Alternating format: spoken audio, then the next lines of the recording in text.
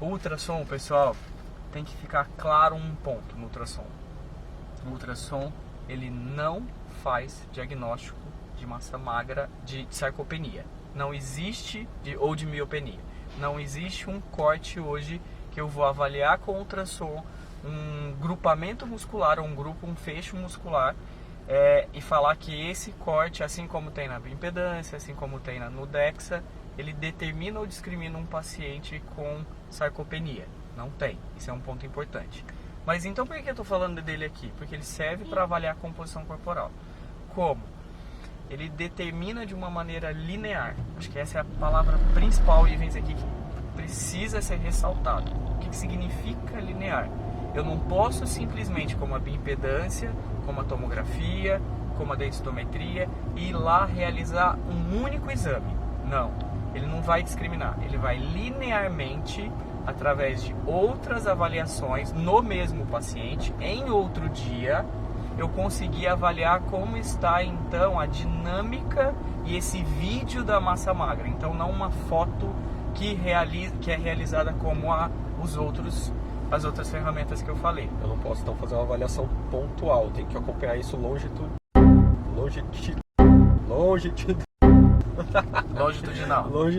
Aqui é ao vivo, ao longo do tempo. É isso aí. Por isso que a palavra tem que ser linear.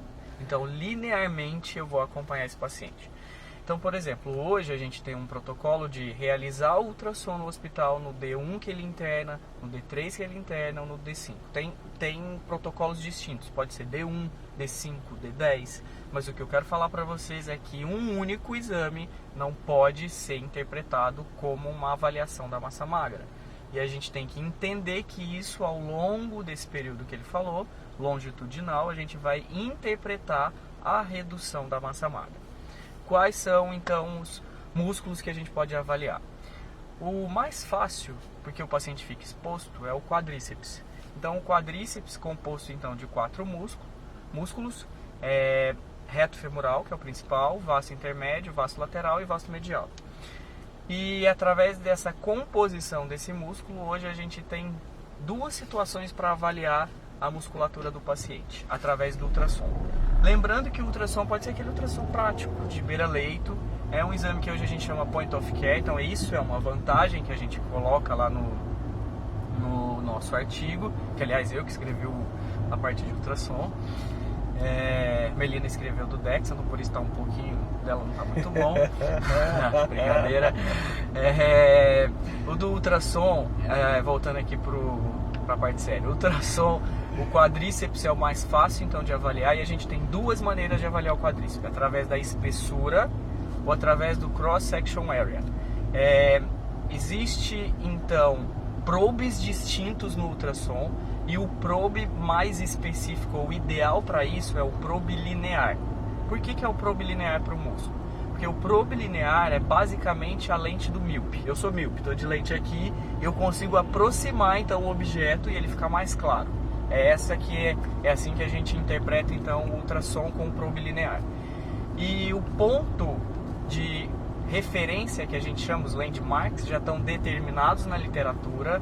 Então eu faço uma medida da crista ilíaca anterior até a parte mais superior da patela, e eu vou avaliar tanto no meio dessa medida, quanto nos 2/3 mais inferiores, o mais próximo da patela, e fazer uma avaliação desses 2 pontos. Como? Eu coloco o probe linear em 90 graus, como se fosse caneta, ele não pode ficar tombado, ele não pode fazer esse movimento, com muito gel.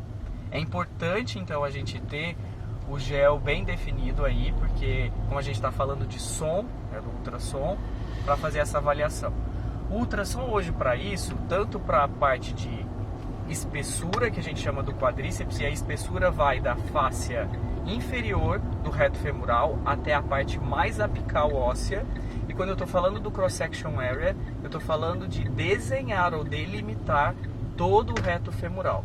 Então não tem corte específico. Então eu vou acompanhar você, por exemplo, no primeiro dia, no terceiro dia eu vou falar para fisioterapia, ó, pessoal, aqui está reduzindo o músculo.